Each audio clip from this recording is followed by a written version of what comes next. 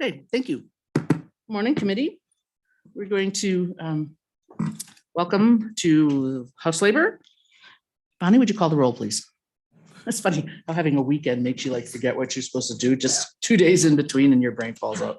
Representatives Connolly. Here. Flitner. Here. Hallinan. Here. LeBeau. Here. Ottman. Here. Romero Martinez. Excused. Stybar. Excused. Worf. Here. Madam Chairwoman Wilson.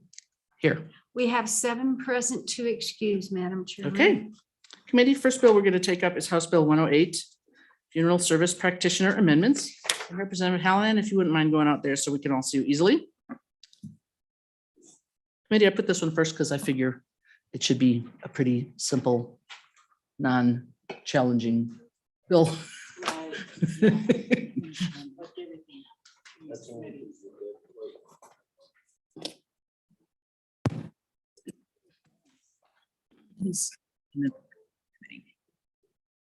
He's excused.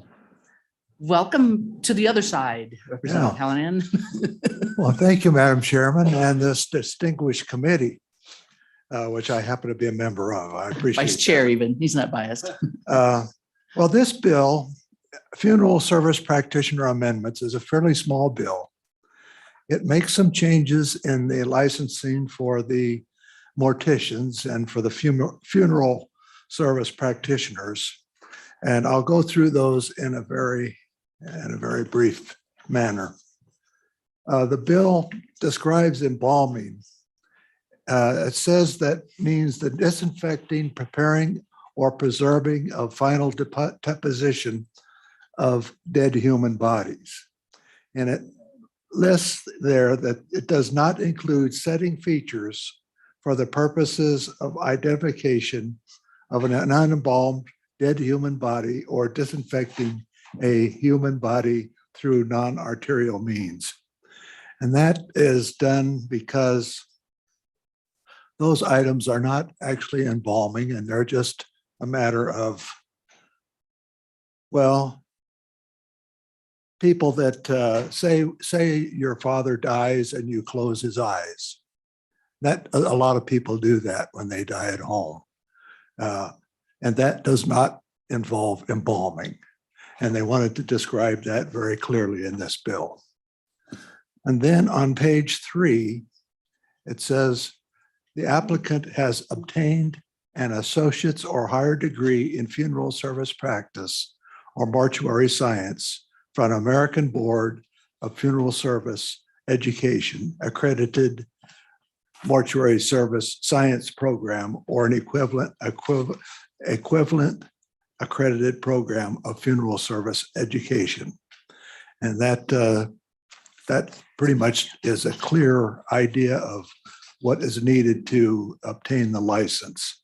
It also says on item B on page 3, obtain a mortuary science diploma from an institution accredited by the American Board of Funeral Service Education or an equivalent accreditation and can show evidence of 5 years of experience in practicing funeral service in another jurisdiction, regardless of whether that jurisdiction has formal licensing requirements for service practice as defined by 33-16-502A XVI. Probably the most important item on this bill is that it says under B, line 22, page 4, it changes from 5 years to 3 years in a place where they have been engaged in funeral service practice for at least 3 years in that community where they have been licensed. Then on page 5, it says that practicing funeral service in another jurisdiction that does not have formal licensing requirements for funeral service practice as defined by WW 33-16-502A XVI for at least 5 years, and the applicant meets the education requirements required by WS 33-16-517A, III, or B. Now, this is a reduction in the amount of time that a person has to be engaged in funeral service where they can be licensed in another state. That's 3 years as opposed to 5.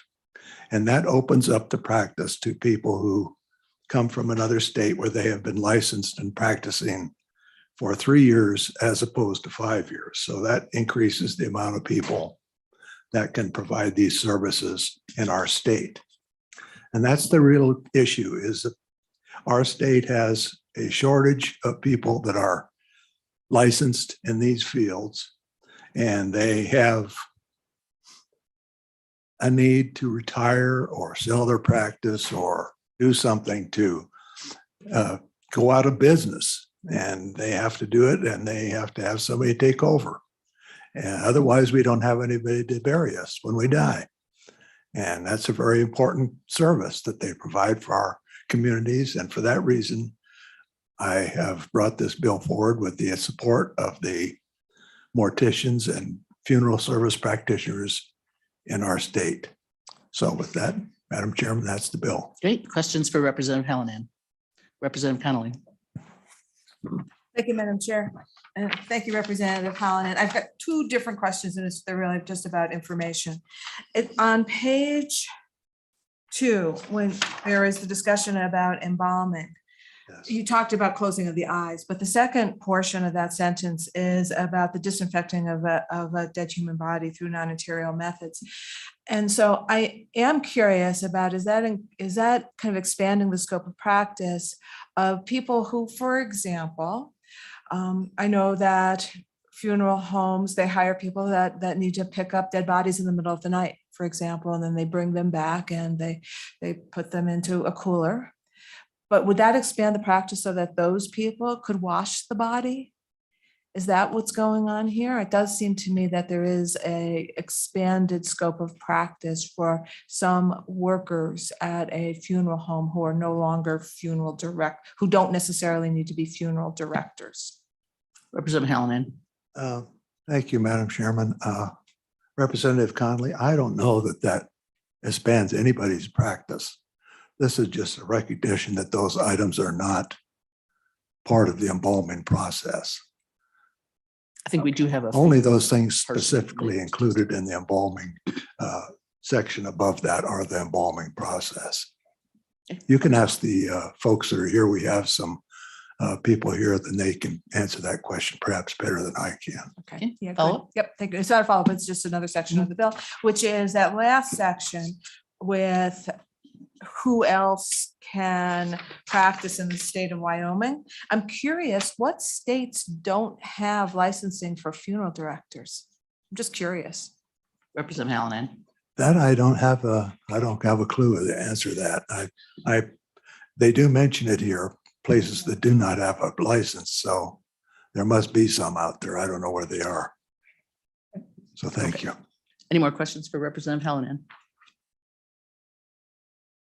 Okay. Is there any public testimony on this bill? Come on up.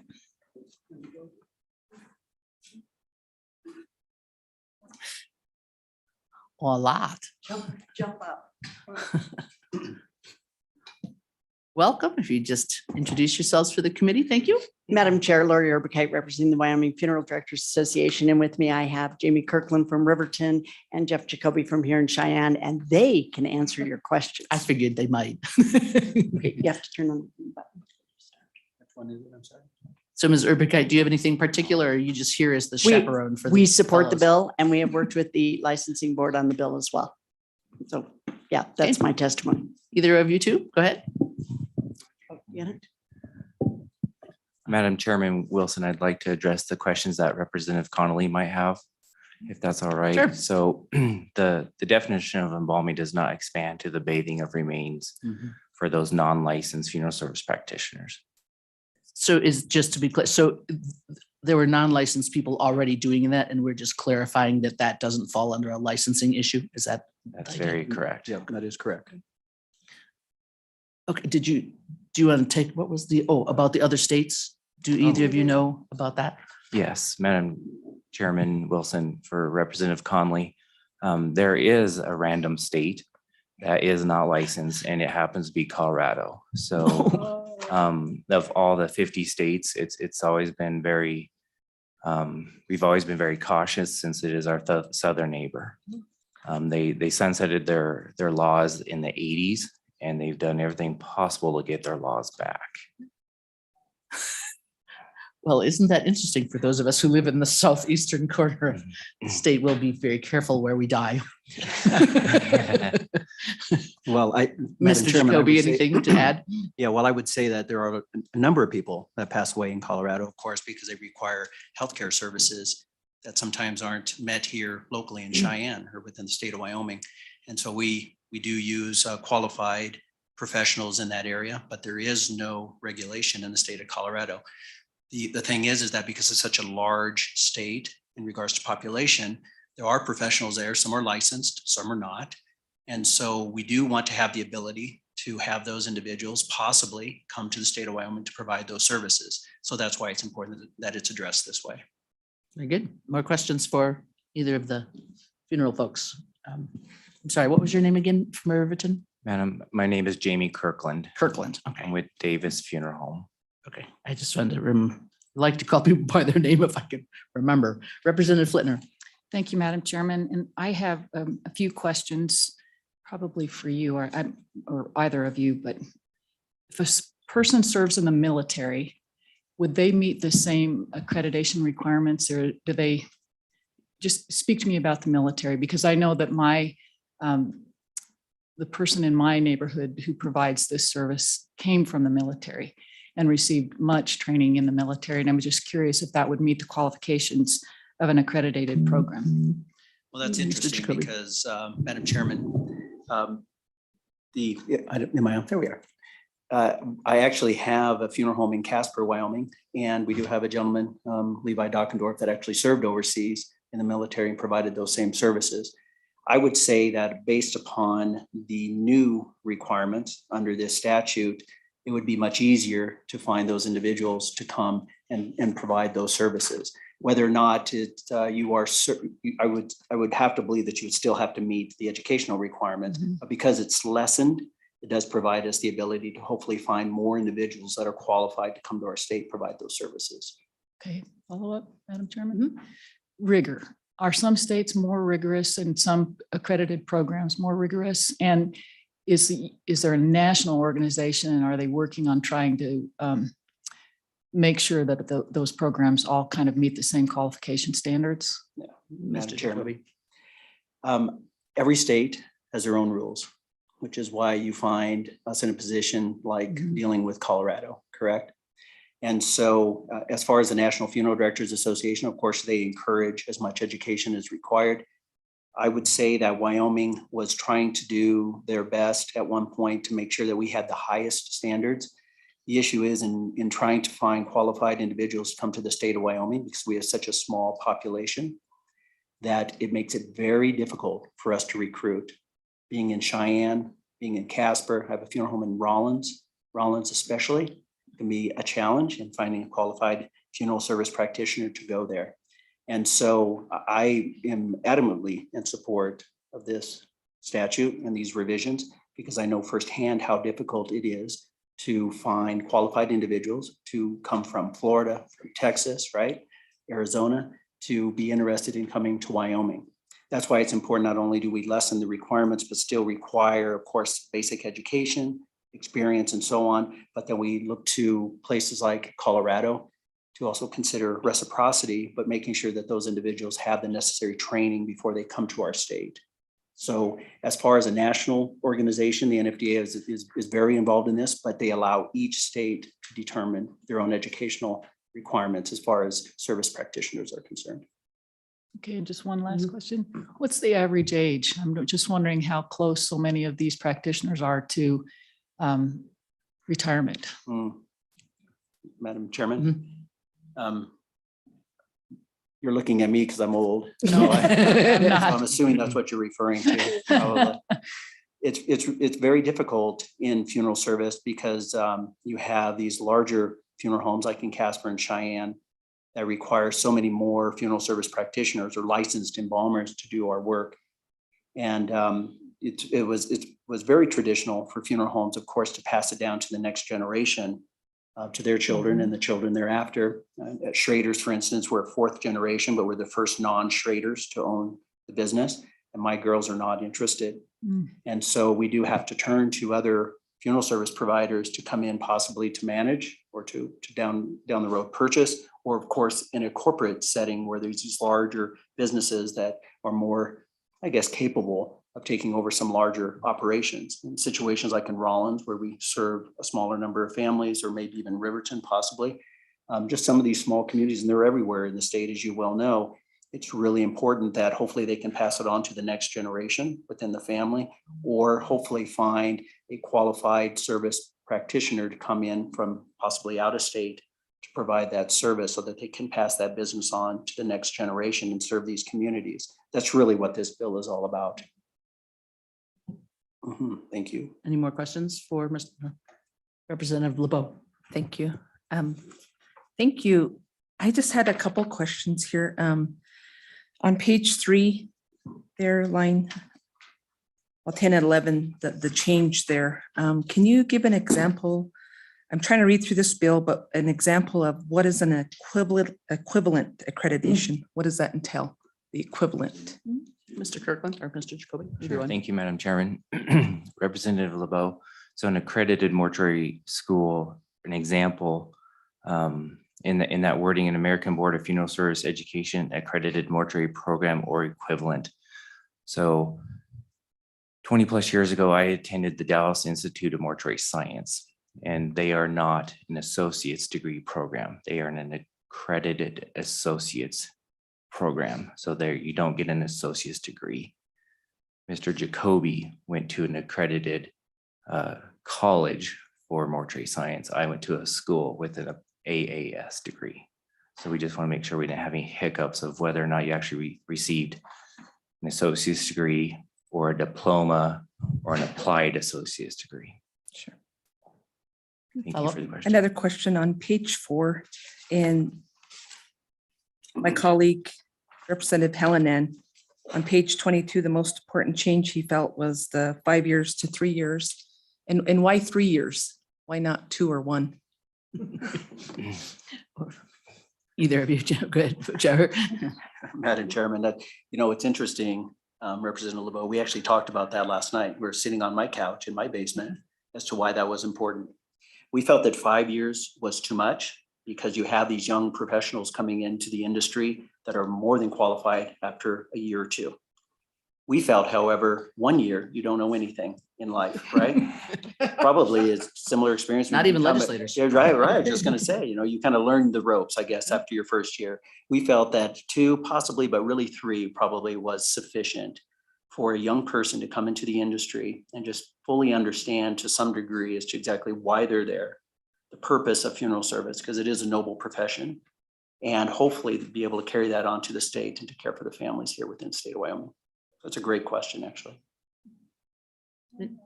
Representative Flitner. Thank you, Madam Chairman, I just find this intriguing. How many opportunities are there across the United States to receive this type of educational experience? How far do you have to go if you're a Wyoming kid? I mean, Texas, right? Madam Mr. Chairman, Kirkland. for Representative Flitner, thank you for that question. So we are very fortunate that in Denver, there is the Arapahoe Community College that has a mortuary school program. So we do have a program that is that close. Okay. Also the near another close accredited school would be in Salt Lake at their community college. So the last I knew, which was quite some years ago, there were 40 some accredited mortuary programs in the United States. And you'll find them at institutes like a junior college or a college. And also you'll find the private schools like the Dallas Institute of Mortuary Science or the Commonwealth out of Houston. But those schools are schools that are owned by chemical companies. So they truly teach you how to embalm, how to use the chemicals, all schools do, but some of those are privately owned or owned by chemical companies. For the question. You just learn a lot in this committee, don't you? Any more questions? Okay, I'm gonna, before you, I just want to ask one question, Chairman's prerogative, not entirely tied to this bill, but do you have anything that you want to say about the impact of COVID on the business? Just for our information, briefly. Well, Madam Chairman, I'll just touch on it based upon my experience being in Cheyenne and Casper and Rollins. It was probably a professional life-changing experience for our industry. I've never experienced anything quite like it, from dividing our teams to make sure that we didn't get mutually infected so that we could actually operate our businesses, to seeing families grieve in silence, as I call it, limiting it to 10 persons in the funeral home. It was something that I hope I don't ever experience. I was hoping I'd be retired before something like that would happen, but it didn't take place. You had the onset of live streaming, which was a blessing. But then on the other side, you had families that are experiencing a loss all by themselves, with the funeral director serving as counselors and family members, without having the ability to in a sense, comfort them, by hugging or what just we need in that instance. I've never experienced anything quite like it. It did increase the rate of cremation, which for good or for bad. I have no opinion as to the type of disposition. It doesn't matter what a family chooses. But we found that there was an increase of cremation based on that lack of viewing or visitation, which I think that there's value in. And so the impact that it had on our business, particularly in Casper, where you have the medical center there that serves a number of local communities, of course. And then we would receive phone calls from my good friend, Mr. Kirkland, and other funeral homes needing our assistance at that time. We had an instance where, and I know it was difficult and folks were struggling with the concept of COVID, but we found that it was imperative that our business, particularly in Casper, provide whatever service and support that we could to our local funeral directors that surrounded Casper, because of the fact that they required us and they needed us the most at that time, because just the increase in volume and the unknown that COVID was for everybody at that time. We treat every individual, unfortunately, as though they're contagious. You have to do that. You take the necessary universal precautions regardless. So to me, it was never really a huge deal because we treat everyone as though they have COVID, right, in a sense. However, because of the unknowns, we were just faced with the extraordinary position of having to step up and to make sure that we provided the additional support, not only to our communities, but in a sense to our fellow funeral directors within the state. So I appreciate the question. It's something that I was asked last week when I had the chance to go on the radio and visit about it, and just the impact that COVID has had. And I don't think our industry will ever quite be the same, to be honest with you. Mr. Kirkland, you want to add anything to that? Oh, thank you, Madam Chairman. Yes, it's quite devastating. As you can imagine, watching what healthcare was going through made the news. What the funeral homes were going through did not make the news. We didn't need to make the news, but we were struggling. We were overwhelmed, just like hospitals were overwhelmed, our mortuaries were overwhelmed. It's territory we'd never been to before. We didn't know what it would bring. We didn't know how infectious we were, how infectious what we were taking in, what we might be taking home to our own families. So a lot of new universal precautions were put in place, but it was a huge learning curve. How to help families in a different manner. We weren't sure if the person that passed away from COVID was contagious or not still. It took quite a few months for the CDC to even analyze if that was the possibility. But we also had to consider that the families that were coming in to see their loved one had been around that person that were contagious. So at funeral homes, I'll specifically speak for Riverton, how devastating it would be. We have 4 licensed funeral service practitioners if we all got it at the same time. Luckily, we didn't. But as Mr. Jacoby pointed out, we had to split into teams. So we made sure 2 funeral directors were always together and apart from the other two funeral directors. So in case we did get infected in those, in the working time period, that the other two were not even in the building.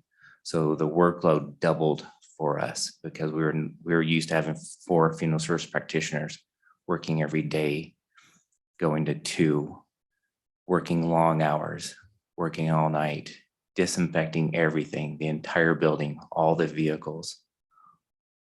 So we had a lot of challenges, and what I learned the most was to make sure that we were able to provide other options for families. So we want to make sure that every family had the healthiest way to say goodbye to their loved one. But it had to be we had to provide options that we hadn't had to provide before. Thank you for the question. You bet. Thank you guys so much. Thank you, Madam Chairman. Okay, do we have someone else who wants to testify in this bill? I think I did see someone else ready to come up.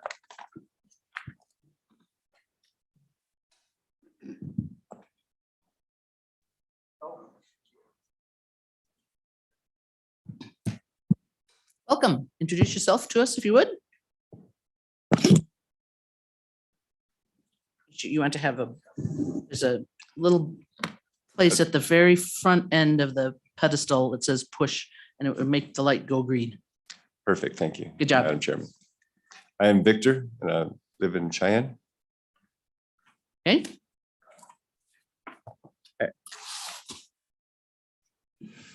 Okay, just so we know, are you speaking as a funeral service practitioner or a family member or just a generally interested citizen? Yes, the latter, Madam Chairman. Okay, that's good. Go ahead. Okay, so I'll start with kind of what brought me here. I am an Orthodox Christian, and we have 2 parishes in Cheyenne, and we're growing community. And I started about a year ago looking into different ministries I might get involved with, and I got connected with our sister parish in Loveland, and they have a ministry there that has been doing some good work the last decade or so, and it's a burial society. And so I wanted to bring that to Cheyenne, and I started talking with some of my parishioners, and I had some pretty good feedback with some of the younger guys there, and as I started looking into it, I realized that it can't be done here. And Madam Chair, you say you want to be very careful where you die, and I want to be very careful where I die too, and that's in Colorado. And there's actually talk of like a little bit of a underground railroad situation where you'd be moving a corpse to Colorado, and I feel that's a little bit a hard place to put someone to be doing that. I started dealing with the board, and there's the executive director, and I realized they have a lot of responsibilities. They're executive director of many things, but I just felt like I was getting a kind of a pushback, and I was actually warned by her, and I have many of these conversations on tape as I was going through my process there. And she's like, well, you're dealing with some pretty powerful people. And I was like, oh, what does that mean? But I came to find out, this is the Wyoming Embalming Board. Let's not forget that, who changed their name in 2014 when they took over the entire industry. And so from 1915 to 2014, the embalmers took care of embalming, and you're able to bury your dead, and that was fine.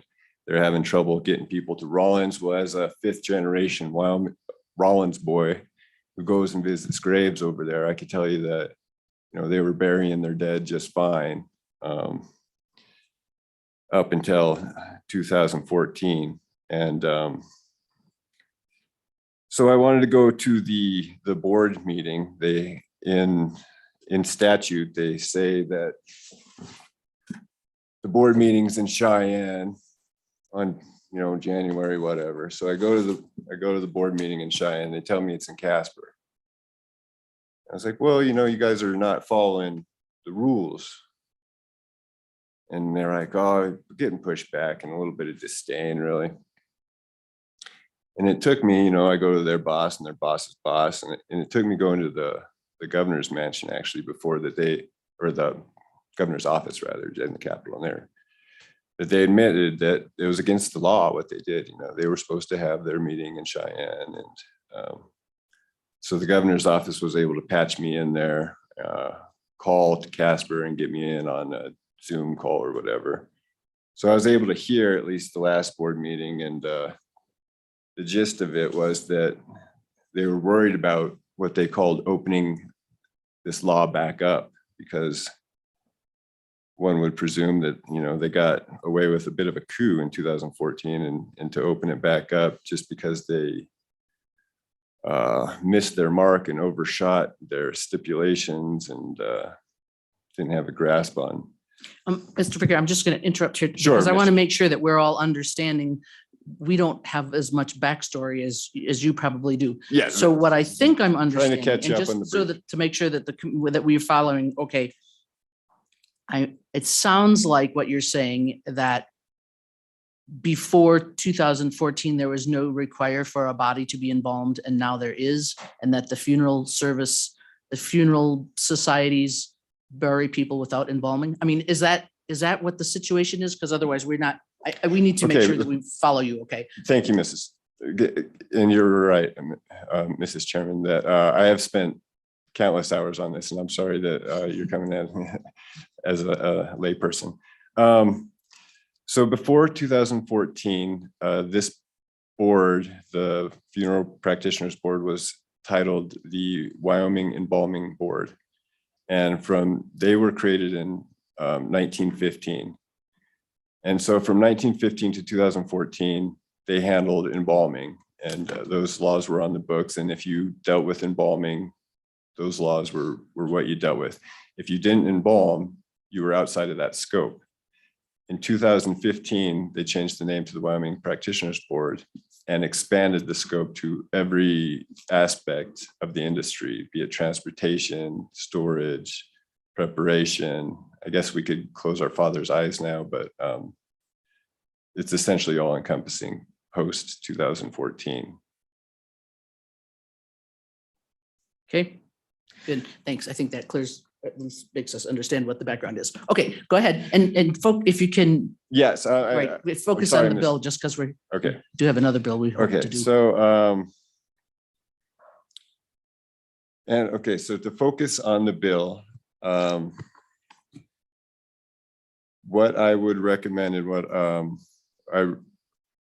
all that is needed is when it came out of, this was the bill in 2014, as it came out of committee back then. And it has exemptions in it. And the exemption, reads,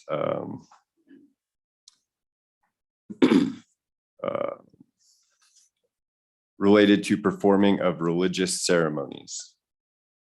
And that's 316.529. So you had a religious exemption as it came out of committee in 2014. And then on the House floor, or I believe it's the Senate side actually, they added a sentence to that related to performing of religious ceremonies, except for providing the presence of human remains at the religious ceremony, which is a bit of a spoof there, because what they're saying is that you can have a religious ceremony without the human remains present. And to be frank, we don't need that. That's kind of the First Amendment territory. We're allowed to have religious ceremonies.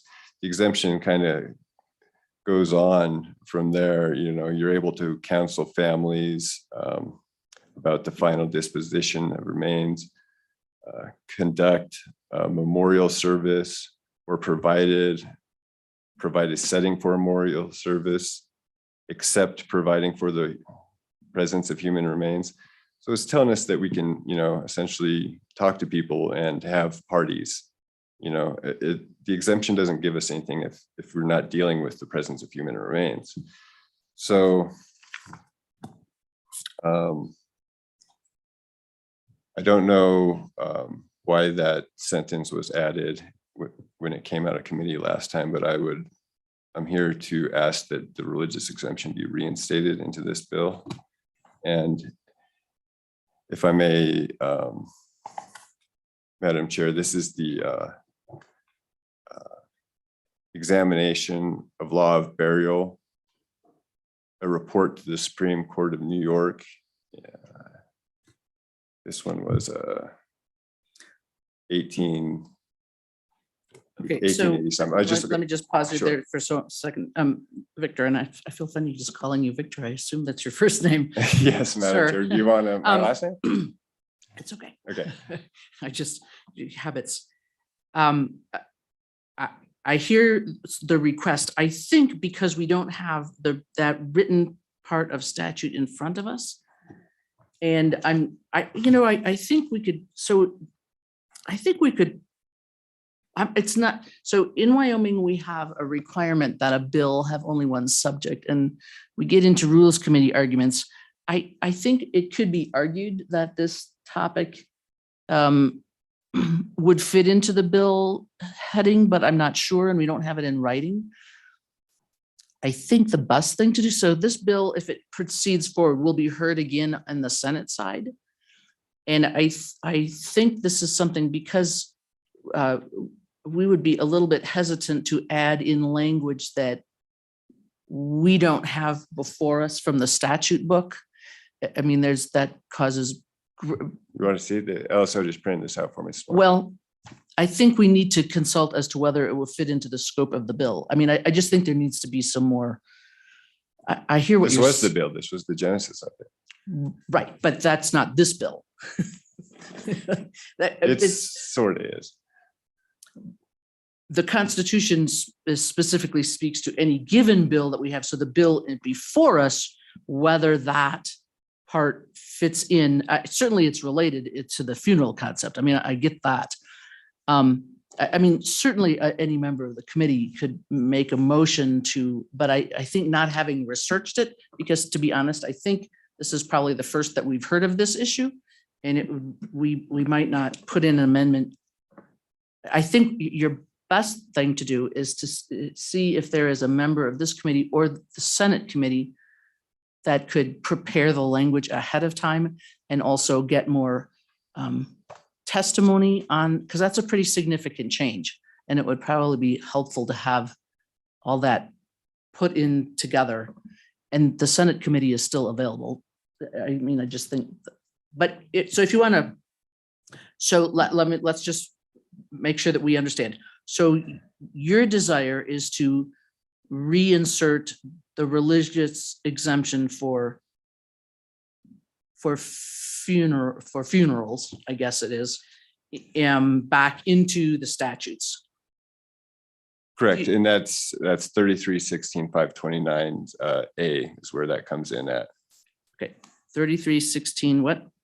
529 A. 529 A. Okay. Which and the last sentence of that is what I want struck, except for the providing of the presence of human remains at the religious service. Okay. Which is how it started in committee. Okay. And then. So committee, here's what let me just, and I'll give you some final moments. Committee, here's what I think is, because that section of statute is not in this bill that is before us. If somebody from this committee is interested in Victor's presentation, or as far as what would be worked in, I would suggest that you get with him, see what the language is, check with LSO on whether because you know this will be a rules committee thing. If it fits into the definition of embalming and requiring it, because the thing we're looking at, Victor, is the title of the bill before us, 108. An act relating to funeral service practitioners. So that could plausibly, I'm not sure that a religious service is defined as a funeral service practitioner. I don't, we have to check the definition. Clarifying the definition of embalming, so that's not relevant. Revising education requirements, that wouldn't be relevant. Reciprocal licenses, that wouldn't be relevant. So you can see how because of our constitutional requirement, I think we need to check further, and that would be my recommendation to the committee, but the committee can certainly make motions. Okay, Victor, tell us, so we have the place where you think that it's worth looking at. Anything that else you want to say? Yeah, I was just going to close with, this is Samuel Ruggles. He's he started Gramercy Park in New York. In my opinion, the smartest man in America at the time. So they asked him to write a report to the New York Supreme Court on burial law. And you're not going to find a case in American case law that doesn't have this as the basis of it. They all reference this. And I just wanted to end with a quote from it, if you don't mind, Madam Chairman. Don't go ahead. Our courts of justice place it at once. Oh, wait, hold on. I decided to start up here. Okay. That a child has no claim, no such exclusive power, no peculiar interest in the dead body of its parent is so utterly inconsistent with every enlightened perception of personal right, so inexpressibly repulsive to every proper moral sense, that its adoption would be an eternal disgrace to American jurisprudence. The establishment of a right so sacred and precious ought not need any judicial precedent. Our courts of justice should place it at once where it should fundamentally rest forever, on the deepest and most utterly instincts of human nature, and hold it to be a self-evident right of humanity, entitled to legal protection by every consideration of feeling, decency, and Christian duty. The world does not contain a tribunal that would punish a son who should resist even unto death any attempt to tamper with his father's corpse. And I've tried to challenge this in the courts, and they say that you need standing first. So my dad, Rod Miller, is volunteered to be that. So I'm going to have an illegal. But he is well still, I hope. He's very well, but when he dies, we're going to have an illegal burial, and we're going to be in the courts for this. And I think the easier course is really going to be in the press, because it's such an outrageous story, in my opinion. I mean, as an Orthodox Christian, there's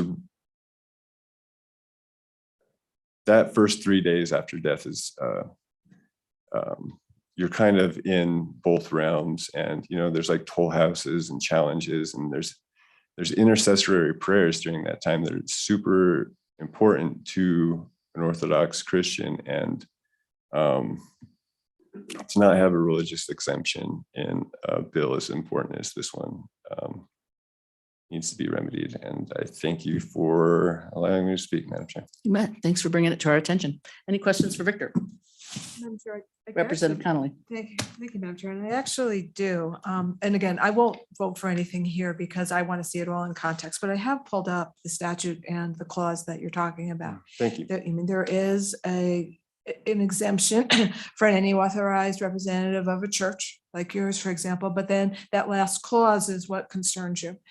And that clause is about having the dead body at that service that you would do. And I am curious about public health concerns about having a dead body allowed at a service like that. That's my understanding, that funeral practitioners and the rules that we have in some ways protect public health. And so as you go forward and perhaps thinking about amendments maybe for the Senate, I think it would be relevant for you to address that because I certainly have that question. But we won't try to answer it right now. We aren't going to Because that answer would it now. probably be No, lengthy. and yeah, okay, but just so you know, I would still have that question. Okay. And those are addressed in the rules. There's refrigeration requirements and there's time requirements. So if you don't have refrigeration protocols, and if you go, I believe it's 3 days, if you're not buried after 3 days, that triggers another set of things. So there are protocols in the rules already In Wyoming rules? in Wyoming rules. That would be good to have as well for the Mhm. Senate. Yeah. Okay, any other testimony on this bill? Thank you, Victor. Thank you. Any more testimony? Okay, public testimony on the bill is closed then. And do I hear a motion on the bill? Moved by Flitner, second by Connolly. Any discussion? Question. Okay. Question being called. Bonnie, would you call the roll, please? Representative Connolly. Aye. Flitner. Aye. Hallinan. Aye. LeBeau. Aye. Ottman. Aye. Romero Martinez. Excused. Stivar left an aye vote, Madam Chairman.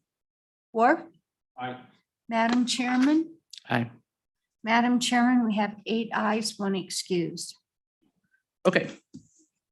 Thank you, Representative Hallinan. You may wish to follow up further with Mr. Victor, or at least hear what he's in the back. Okay, next bill up is House Bill 27. Representative Fortner.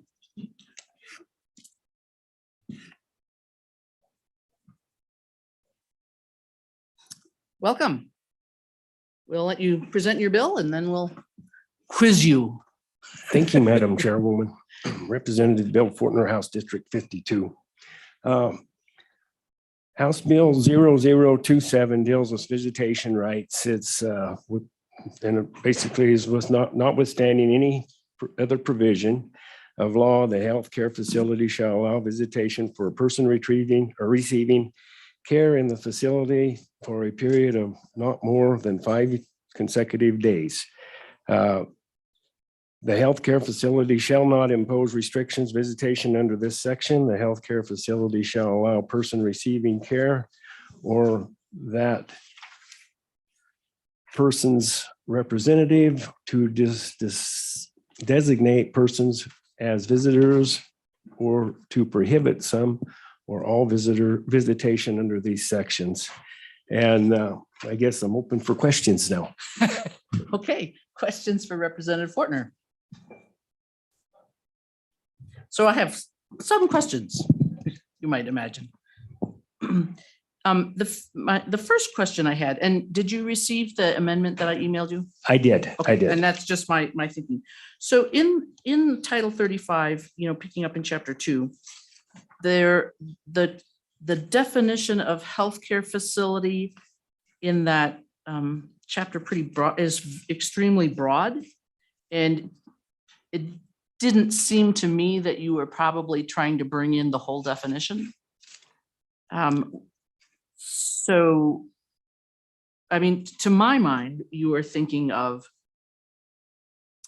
primarily hospitals, nursing homes, assisted living facilities, hospice, in other words, the overnight type longer term care.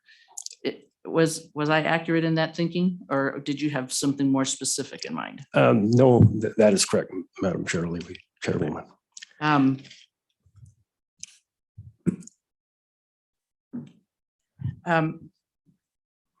The other question that I have is, most all of us have visited people in hospitals or nursing homes, sadly, or been the recipient of visitors.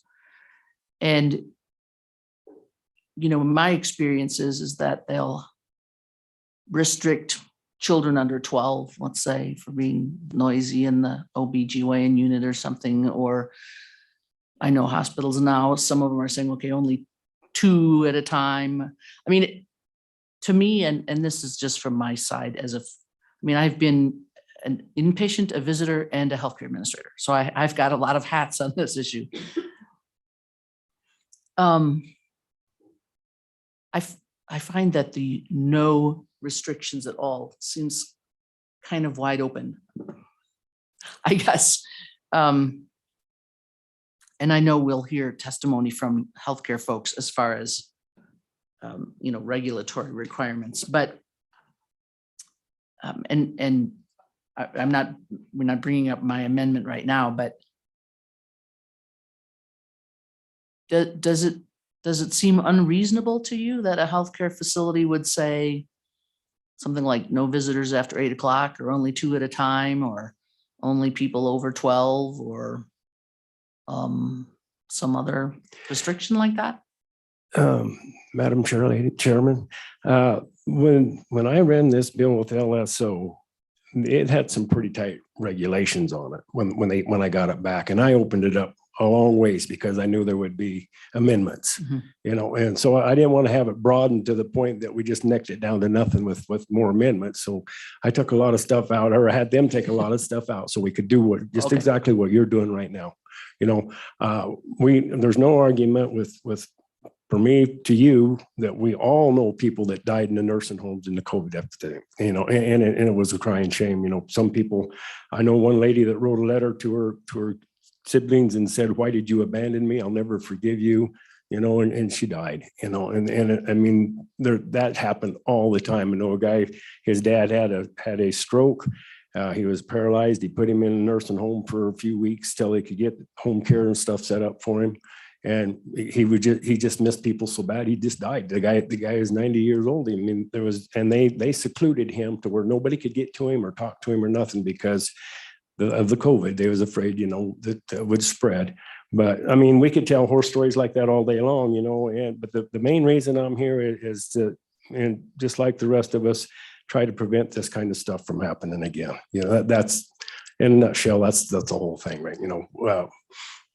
Me and you, we're just about to that point in the next 20 years to be in the same position, along with Mr. I hadn't really Howland. anticipated when I scheduled the funeral service one that it would be so closely aligned, but. But anyways, I think it needs fixed, and there's a lot of people out there that lost loved ones that things that should have been fixed before this. So anyways, thanks for letting me present my point.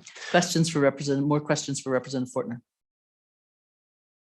No, I see you have a lifeline, I guess. Is that what you're here for, Ms. James?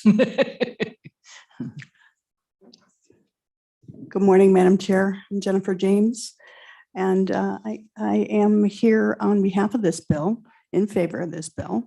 And I just would like to give a little bit of background. I am a clinical nurse specialist, and I own a CNA training program. It's a mobile training where I go throughout the state, mainly work with long-term care facilities, training CNAs. Probably in the last 6 months, I've been to 25 facilities. I've been a nurse for 35 years. So I started as a CNA. Probably during that 35 years, I've been to many hundreds of nursing homes. I'd like to say I'm a connoisseur of nursing homes. Especially this last year, in conversations with the facility nurse leaders and so forth, there have been an increase in deaths that are more or less undefined. So we do have a diagnosis for that in Wyoming. It's called failure to thrive. And for those of you who don't know what that is, it happens sometimes with children and sometimes with adults. The American Journal of American Medicine had a 2020 article that described this phenomenon as increasing due to the loneliness and the lack of interaction with our elderly in the long-term care environments. If you go on the CDC website right now, 2022, they talk about this, loneliness causes death, and they are seeing nearly 4 times increased risk of death for patients who are considered lonely. So I called the statistics department of Wyoming, the death statistics from 2020 2020 to 2021, failure to thrive diagnosis, death diagnosis increased by 37. That's a lot. This is kind of a rare death diagnosis. We don't use it very often. 37 people extra died last year from failure to thrive. I do want to point out that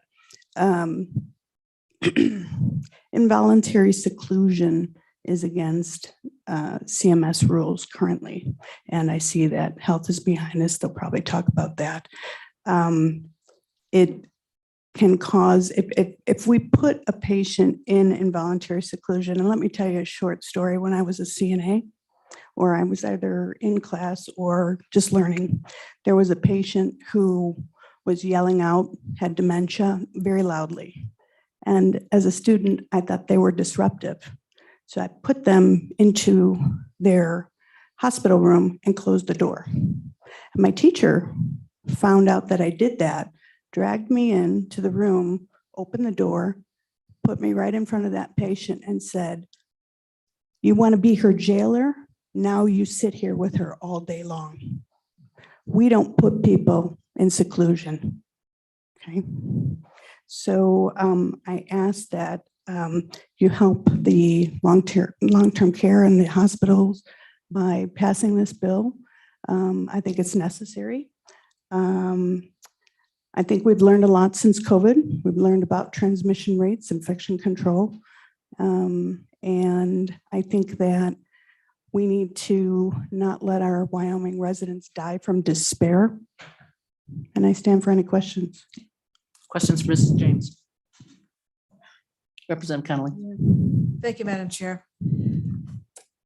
In December, I visited friends in Buffalo, New York. It's a 1.5 million person area. And so there's specialty hospitals, and one of them is an enormous cancer institute. It's called Roswell Park Cancer Institute.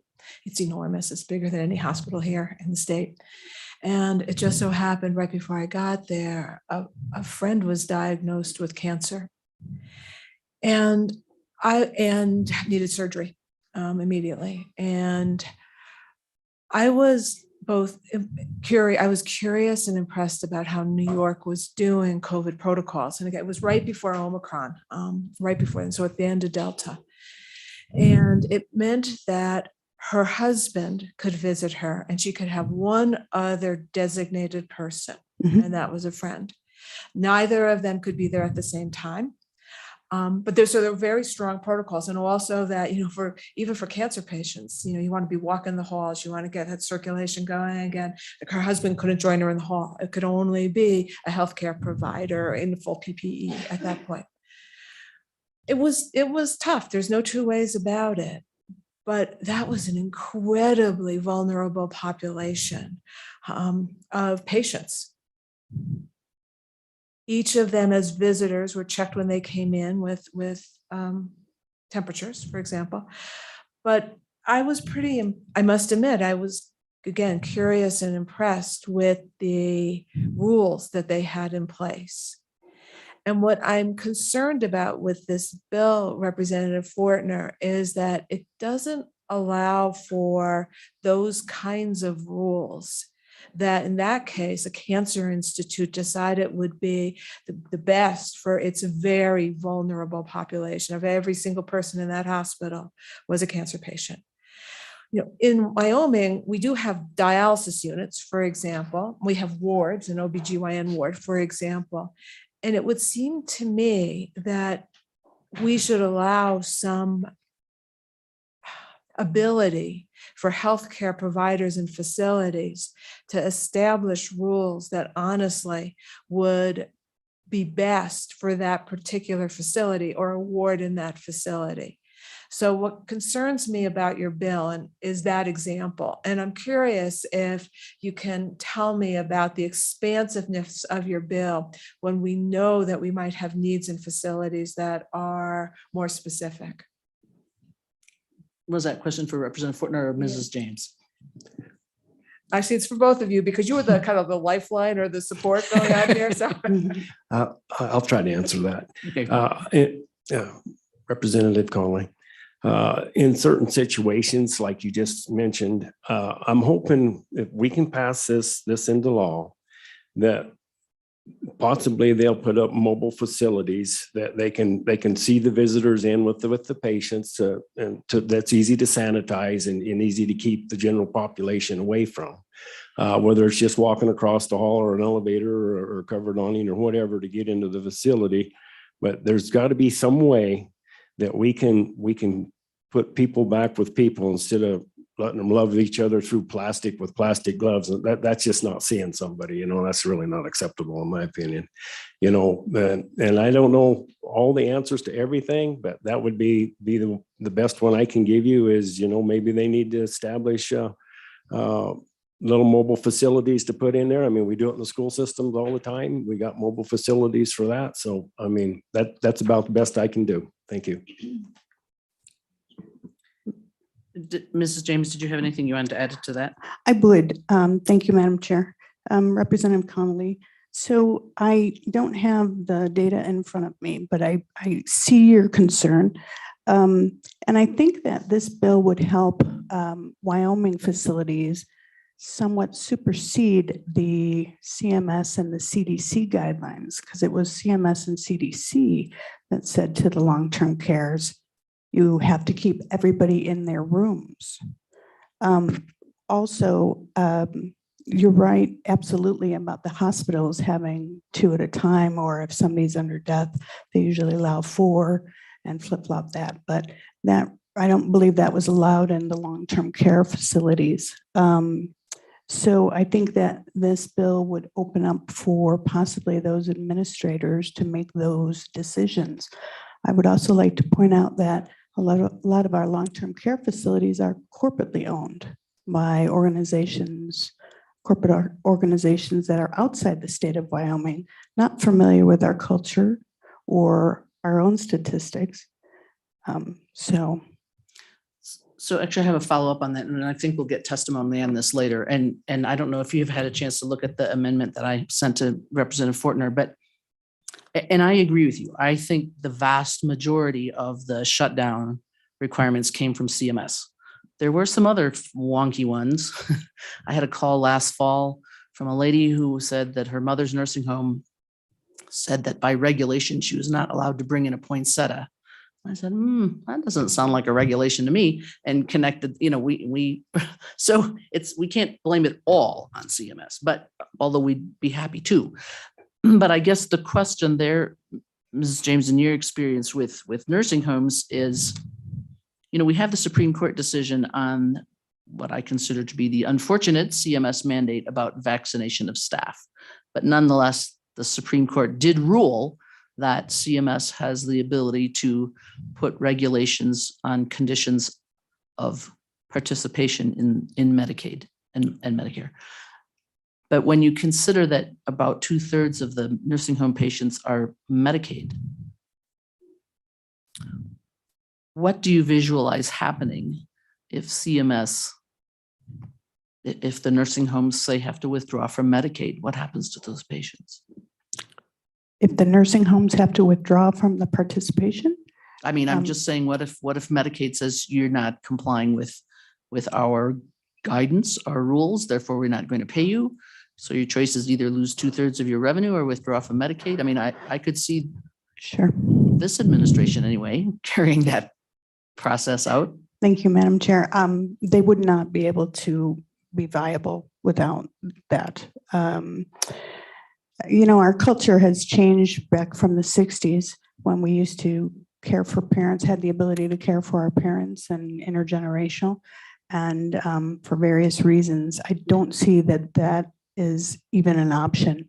I myself was fortunate to care for my father at home, but I was a nurse and my mom was a nurse, so it was easy for us. But no, absolutely, if they hold the purse strings and the facilities will not survive. I think that their profit rate is something exorbitantly low, like 1%, 2%. It's just. Okay, any more questions for the representative or Mrs. James before we open it up for more public comment? Oh, Representative Ottman. Just to add to this, one of the, oh, thank you, Madam Chairman. One of the things is that this bill is for visitation rights. Okay, and as I look down through it, and then along with your possible amendment, part of the care of some of the people is to have that interaction with other human beings. Because as we know, as legislators, some of the appropriations are now going for mental health and a lot of things like that, lifelines and call phones where people can call suicide hotlines and all this stuff. And testimony showed that a lot of the people weren't as likely for suicide as they were begging for human interaction over a telephone. So while in hospice, often there isn't any additional medical care to be given, it is shown that in other ways, this in itself is a form of healing people. We have one fellow in our neighborhood that was put into hospice with the COVID and told that he had just a limited time. His wife began to go in. She met certain protocols, worked with the hospital, and he is at coffee time every Wednesday.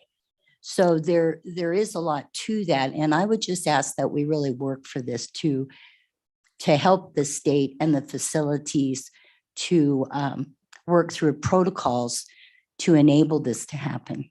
Thank you. Okay, remember folks to try to keep the questions to the witnesses a question to the bill. There will be time for discussion. Representative LeBeau, did you have a question? Okay. Okay, let's see if there's any other testimony on this bill. Come on, I'm sure there's some. Come on now. Don't call me later. Now's your time. Looks like we have licensing folks here too. Why are they being so shy? Welcome, Mr. Bully. Like to introduce yourself for the committee, although we know you, but you know. Madam Chairman, Eric Bully with Wyoming Hospital Association, Leading Age Wyoming. I kind of thought maybe the Department of Health would want to go first and talk about the rules and regulations. I think that's where our usual experience is to start with agencies. So very courteous. You can just sit right there. All right. Welcome, Mr. Johansen. If you'll introduce yourself for the benefit of the committee and the Zoomies. Madam Chairman, members of the committee, Stefan Johansen, Interim Director for the Department of Health. I appreciate Mr. Boley's deference to the department here. I was late getting out of my seat. I'll make some brief comments about this bill, but first want to start by saying we at the Department of Health certainly understand what drives a bill like this. The 2 years that we've had with the pandemic and some of the restrictions that were put in place across the state, in this case, in terms of long-term care, were very tough. We operate 5 direct care facilities around the state with safety net populations, vulnerable populations. It was tough for us too, with the restrictions that either needed to be put in place or that the federal government put in place tied to certification and reimbursement. It was emotional. It was tough to see folks kept from their families, quite frankly, whether it was in hospital level of care, long-term care facilities, et cetera. I just want the committee to hear me say we understand, we're sympathetic. We were in that boat too as operating facilities. The problems that we see from the Department of Health side with a bill like this is very similar to some of the discussion we had back in the special session and in last year's session, where certain actions, statutory actions, can put providers or communities in a place where they have to choose between following state law or federal rules, and potentially be subject to financial penalties, decertifications, survey tags, et cetera. That's, I think, applicable to all of the facilities that would be under that type of licensure, or under that type of federal regulation in a bill like this. And then secondarily, the department has a role in that we operate an Office of Healthcare Licensing and Survey, which really does 2 things from a very general perspective. One, we enforce, we survey, we review healthcare facilities in terms of state law. So for construction standards, life safety, those types of things. That office, through its surveyors and engineers, nurses, et cetera, also acts on behalf of the Centers for Medicare and Medicaid Services, or CMS, to enforce conditions of participation with those programs.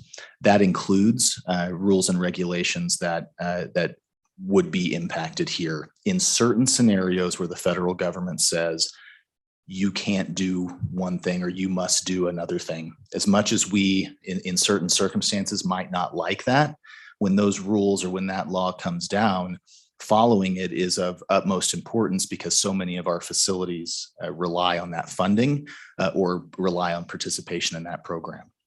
So, Madam Chairman, I'll close there. Happy to answer any questions with what the department's role would be, but I think it's a delicate balancing act here on what position we want to put our healthcare providers in when it comes to a scenario like this.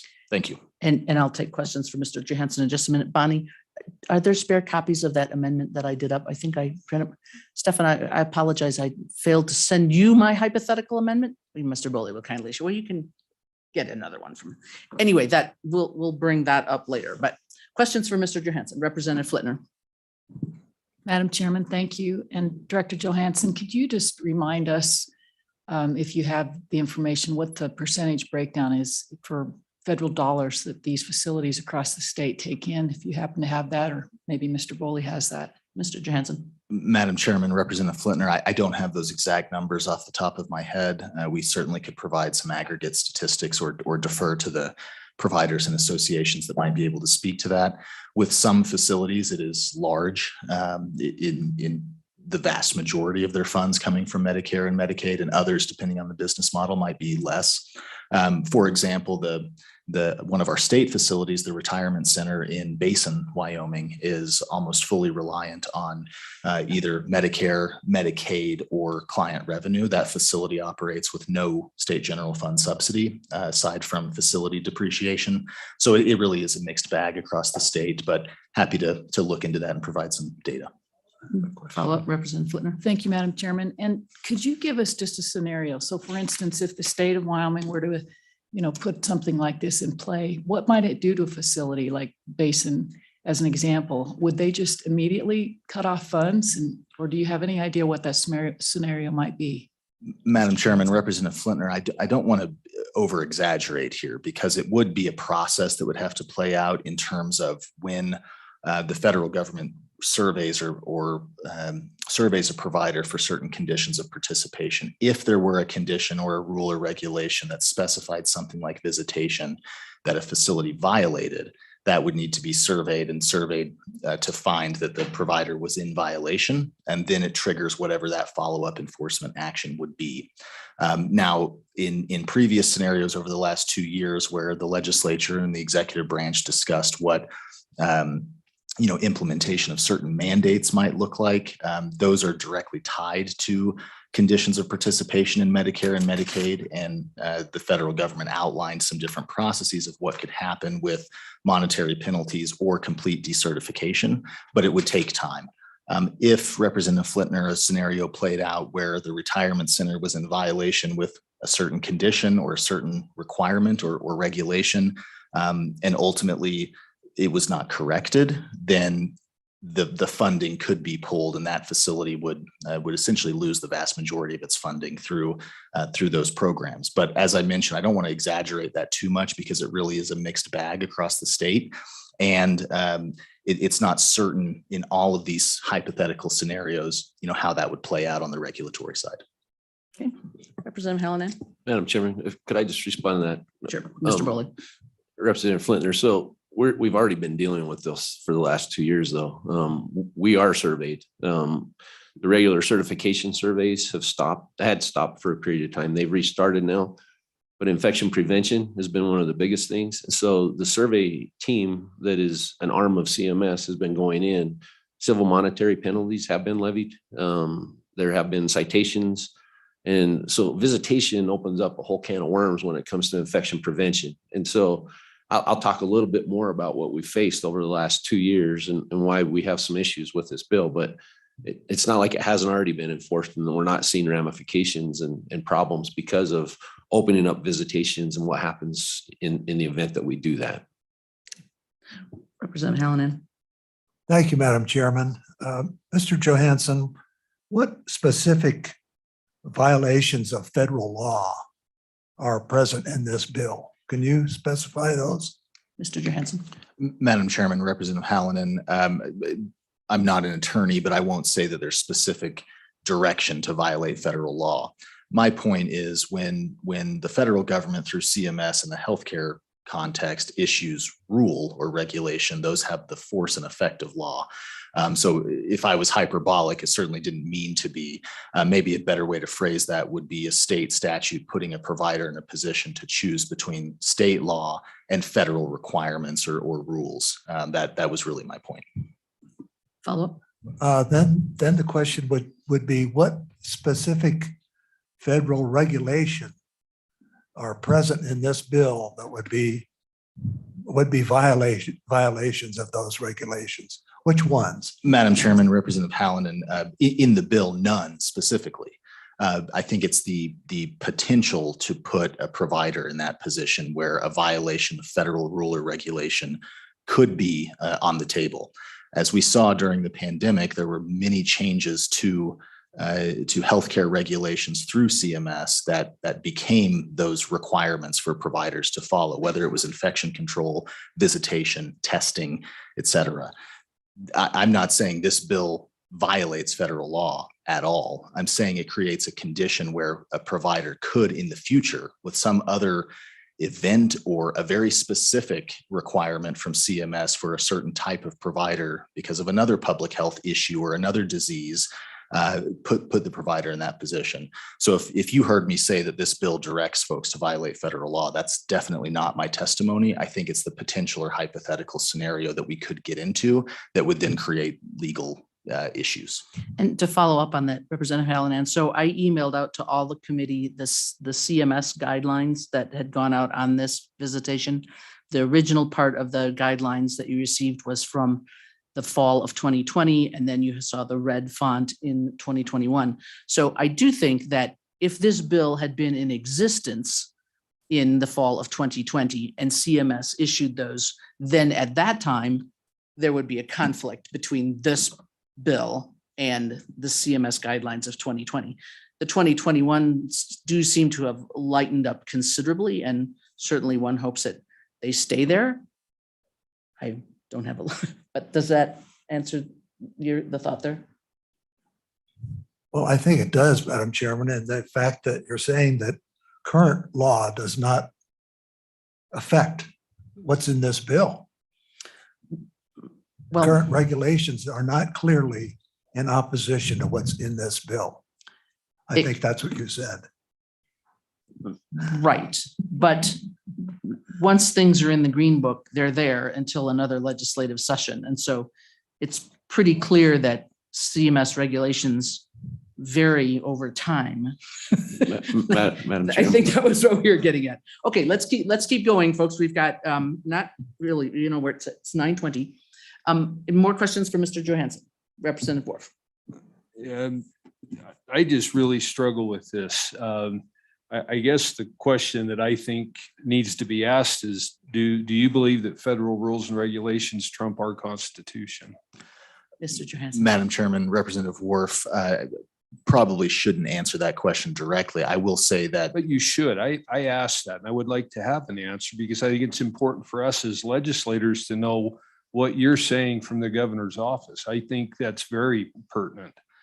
Madam Chairman and Representative Worf, we make it a priority to follow state and federal law, state and federal rules and regulation. And when there's a conflict, let that play out in the legal system.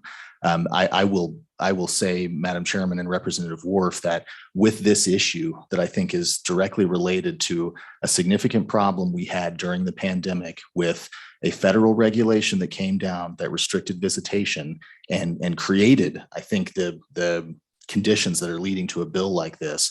We worked every day as a Department of Health to try to figure out how our long-term care facilities and the residents and their families could be in touch could visit, how we could make that safe, how we could have booths, or all of the ridiculous things that we all know transpired to strike that balance between keeping those residents safe, which we knew those types of residents were so much more vulnerable to a disease like this than the general public, versus the requirements and frankly, the federal requirements that were coming down. So we tried to prioritize that state need, and we were happy to see this particular restriction get relaxed. But absolutely, Representative Worf, we do our best to follow what the state directs us to do. And in the situations that we have where our communities and our providers are part of federal programs or federal and state programs, to strike that right balance. Thank you for that answer. Any more? Representative Connolly.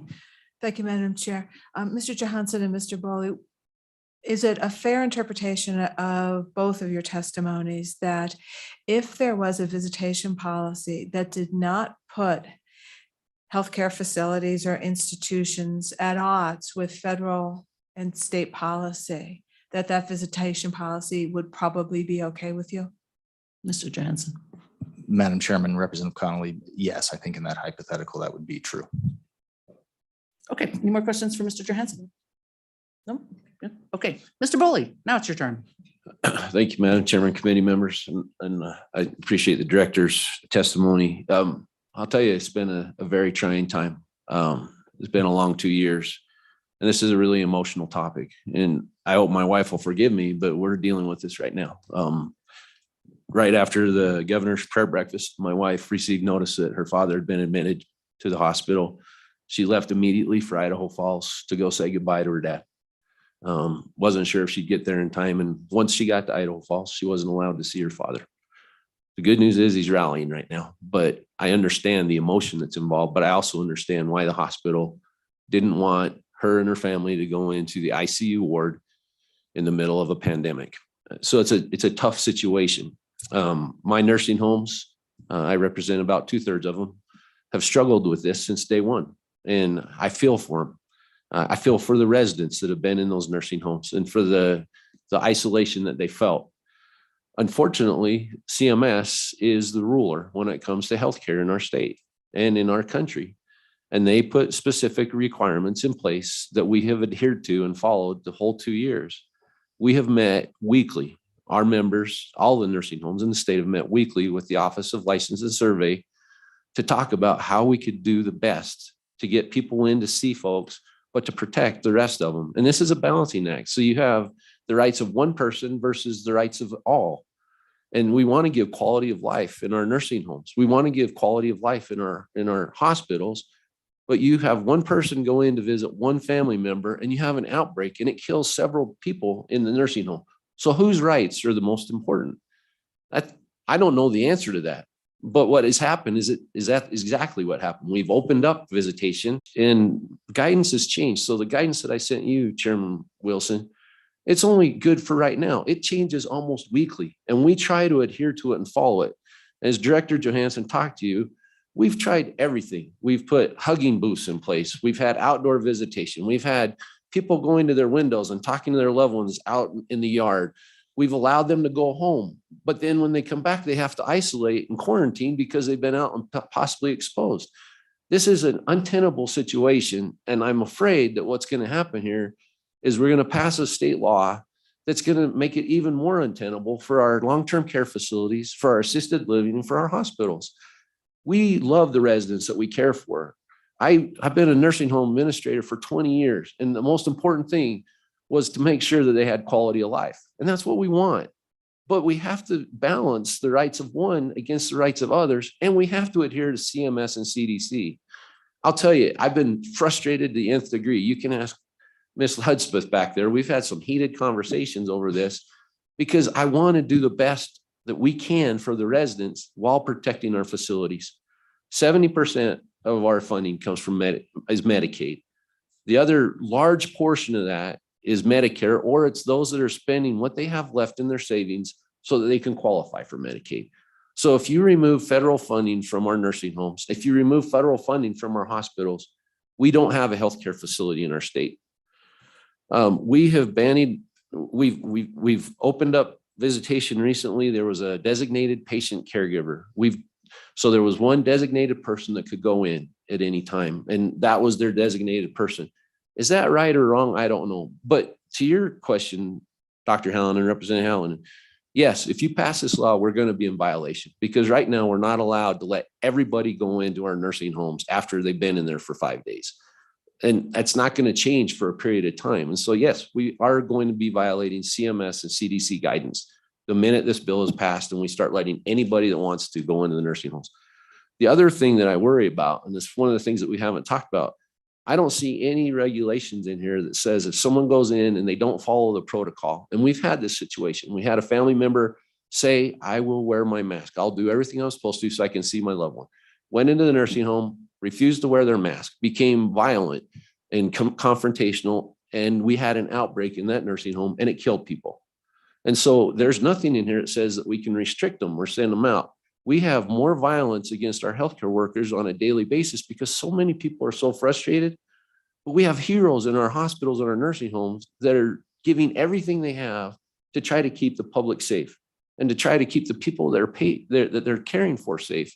So I have really real problems with this because it's not going to protect us from the liability. It's not going to protect us from the CMS rules and regulations and from the fines. We've already seen fines levied for infection control issues. I see more and more of those coming as things start to open up. And I worry about the financial longevity of our nursing homes. They're coming out of some of the worst financial times they've ever faced. Hospitals have received quite a bit of federal funding, and even they are struggling. But our nursing homes have had trouble admitting patients. They've had problems bringing a patient from the hospital to the nursing home because of quarantine issues. Our nursing homes are in a very fragile position right now. And if we're going to pass a state law that could potentially levy more fines against them and make them financially insolvent, what are we going to do with those residents if there's no nursing home for them to go to? So I do think that your amendment helps to a certain degree. I still have some concerns that it's not protective enough of the healthcare provider. And I know this is all about the patient, but our patients aren't going to have any place to go if we don't have facilities for them. And so there's got to be a very delicate balancing act here. With that, I'd answer any questions. And I thank you for listening to me. Questions for Mr. Bowling?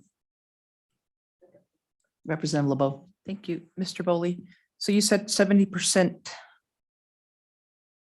of dollars come from Medicaid. What does that dollar amount equate to for the state of Wyoming? Mr. Bowling. Madam Chairman, Representative LeBeau, I remember, and I think I've heard somewhere around 500 million. And that's just going off the top of my head. We don't have analytics, but I remember we had testimony.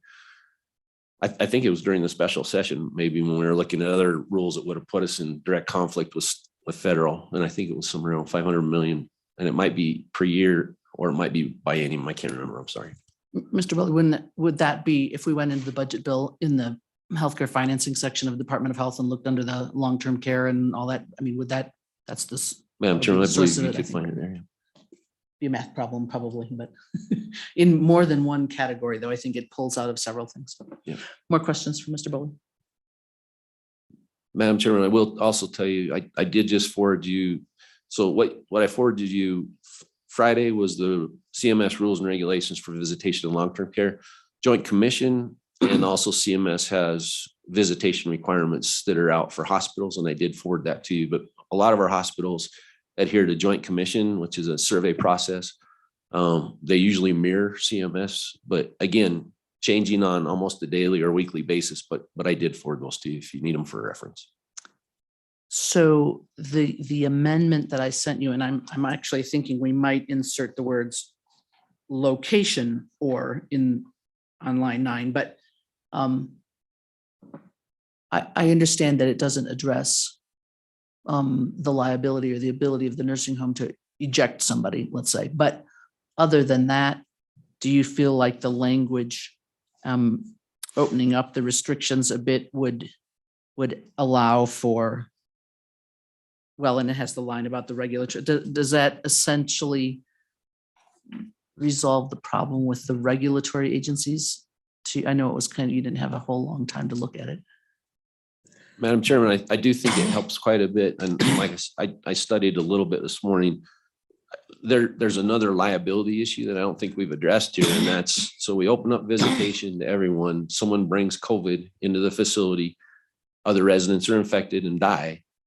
Who's ultimately liable for that exposure in causing 2, 3, 1, which is still too many, but a death or even sickness? And I think we passed a bill in the regular session last year that kind of addressed liability, but I'm not sure that if we change the state law to basically open it wide up, I don't know if that liability is still, liability protection is still in place. Well, I'm not sure that there's ultimately protection. I was just reading over the weekend and I don't remember the numbers, but some vast increase in patients in New York who'd acquired COVID in the hospital.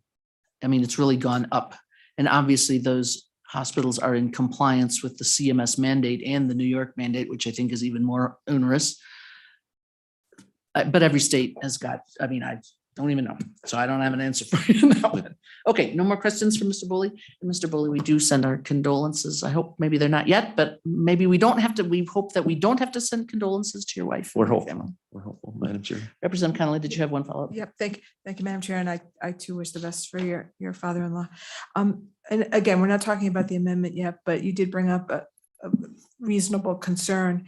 And right now, the amendment reads, the healthcare facility may impose restrictions on visitation, et cetera. But if the simple addition of the healthcare facility may impose and enforce restrictions on visitation, would that take care of the issue that you presented to us?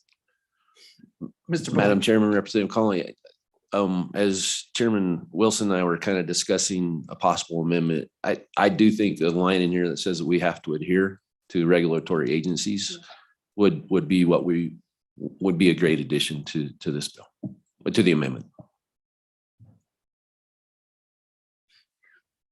I know, Representative Wharf, you want the nursing homes to give back 2/3 of their money. I get it. Okay, thank you, Mr. Boley. Thank you. Any other questions, any other testimony from the audience? Oh, I'm sorry, was it for Mr. Boley? Yes, You got to wave your arms more forcefully here. I'll do that. Okay. Okay, Madam Chairman, Mr. Boley, if that was inserted in there, would that moot the bill? Be clear if what was inserted in If where. we inserted in there about the regulatory organizations and things like that, the rules, because hasn't that been the standard up till now? Would that negate the bill altogether if that was inserted? Mr. Boley, I'm not sure you're asking the right person, though. He's obviously Well, he has was his own saying- opinion, but he go ahead, was- Mr. yeah, Boley. Okay, Madam Chairman, Representative Ottman, if I understand what you're saying, if we were to insert that we are required or we can follow the federal or whatever guidance there is, Mhm. we would have less problems with the bill, obviously. But I do believe that you'll have those that don't like that because that seems to be what we're fighting right now. Right. But my concern is we can go ahead and start I won't say what I'm thinking. We can go ahead and try and fight the federal government, but they're the 1,000-pound gorilla. We've already seen that with the CMS vaccine mandate. Mhm. And so I think ultimately this is a policy decision amongst lawmakers in our state. Do we want to have viable nursing homes and hospitals and allow them to continue to get federal funding? Or do we want to potentially put them in the position where they're forced to close? Follow up. Mhm. Are there facilities in our state that are not supported 70% by these, by the federal funds? And Mr. Madam Boley? Chairman, Representative Ottman, that's a great question. I don't think 70% is kind of an average. So there are facilities that probably have less Medicaid. There are some that have more, but those that don't have Medicaid also have Medicare.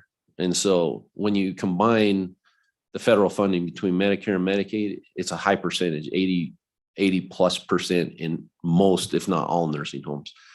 The rest of those are normally private pay. There is a little bit of insurance out there, but very few people plan for the future and very few people buy long-term care insurance to insure them and take care of their later years. So to follow up on that, if a patient who was on Medicaid if they're nursing homes, if they had to go to a nursing home that didn't take Medicaid, was private pay only, the average cost would be what, $5,000 a month, let's just say? Kind of Madam picking a Chair, it's random probably number. more than that, actually.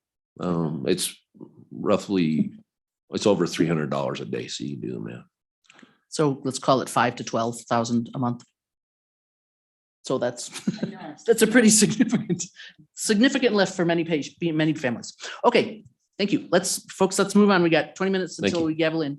Any more testimony from the audience? Come on up. Just come up so that I know how many you are. Everybody come up. Fill up the 3 chairs and then line up so that we can see how many there are. Welcome.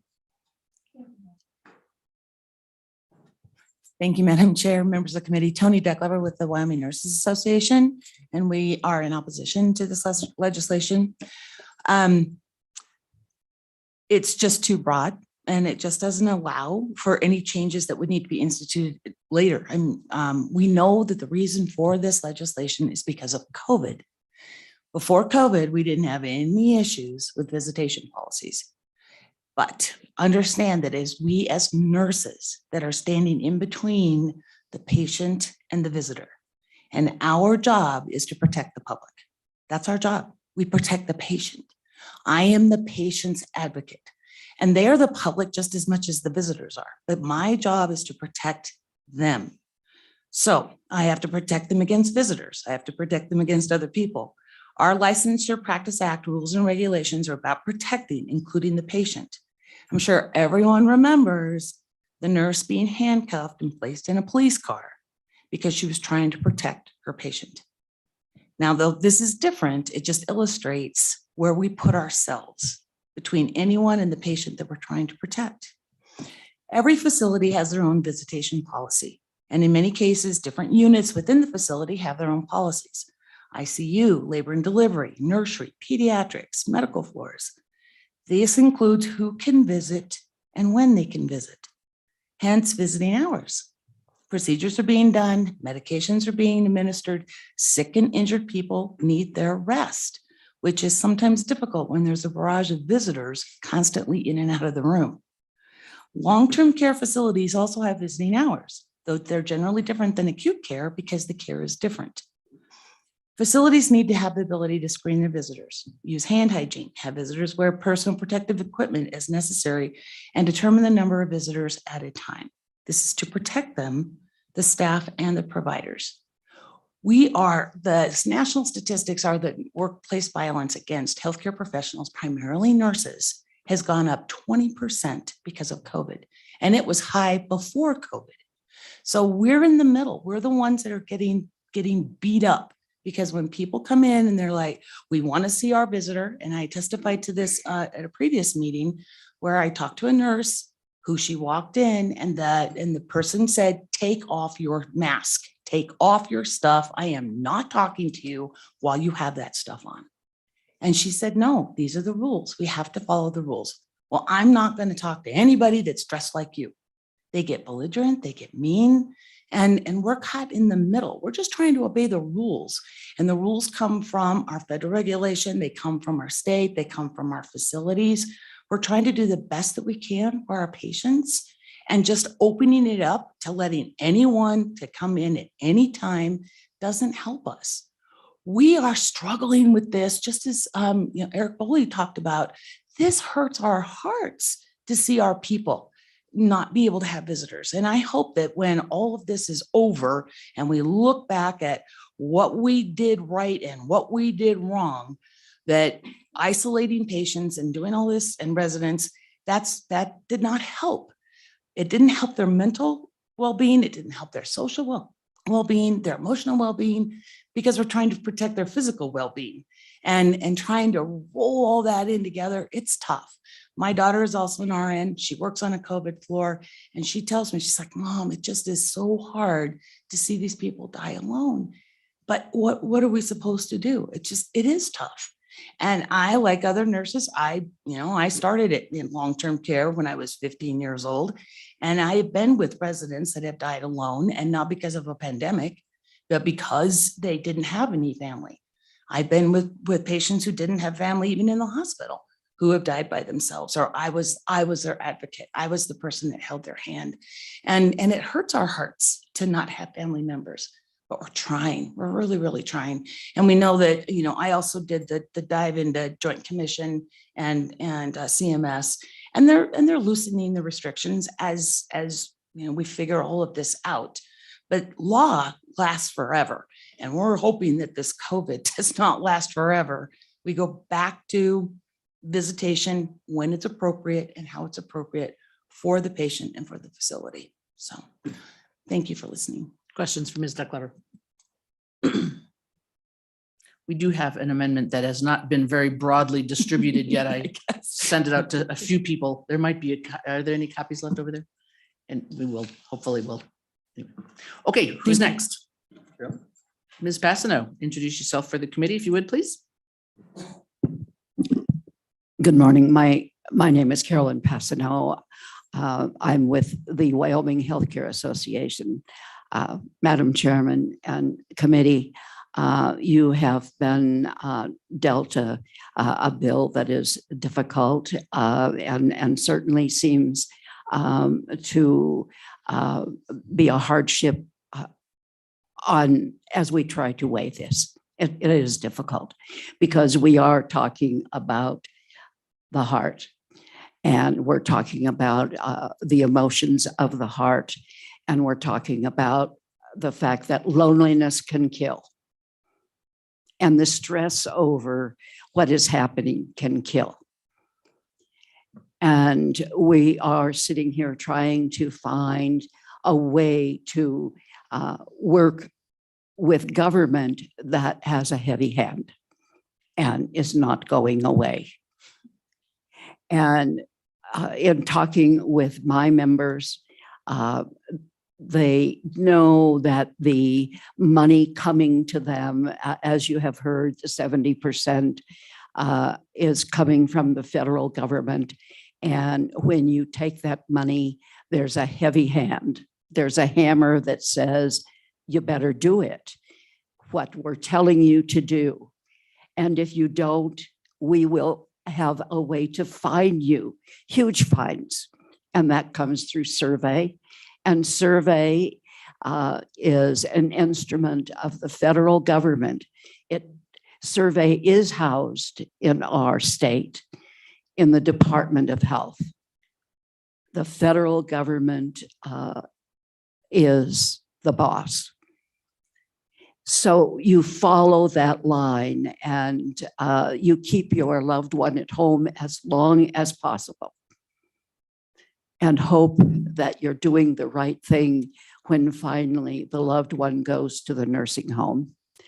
And the nursing home wants to do the very best they can do for safety and health and well-being of those residents.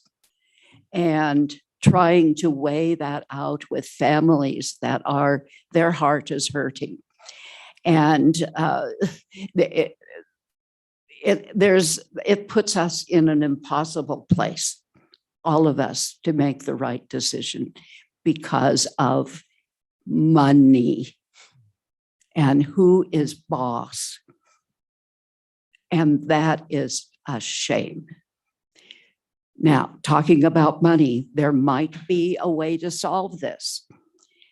If there's lots of money, yes, an additional place could be purchased, put in place in a nursing home on the grounds where that kind of visitation could occur. And if you want to consider that, I think the nursing homes would be very happy to hear that you're considering such a thing.